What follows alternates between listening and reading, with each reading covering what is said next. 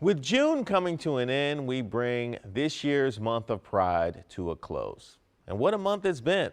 Much like today's marches for George Floyd, the Pride movement began out of police violence, in this case directed at the LGBTQ community 51 years ago. Police will routinely harass the gay community, arresting and sometimes hospitalizing its members.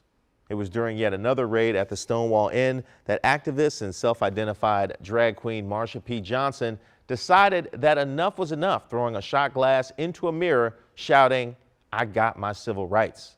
A moment that's become known as the shot glass, heard round the world. That moment set off events that led to 6 days of protesting. 6 days of thousands of bodies in the streets. That moment and those that followed it forced society to begin the process of looking inside itself. Sounds familiar, doesn't it? Now, Stonewall wasn't the start of the gay rights movement, just as George Floyd isn't the first black person to meet an unjust death due to police brutality.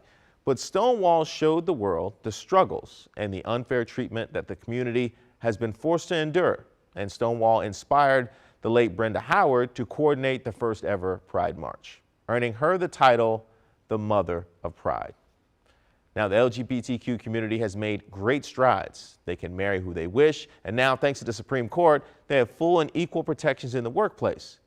But there is so much that still needs to be done. For one, addressing the violence directed at the trans community in recent weeks, although I could really say in recent years, it never seems to go away.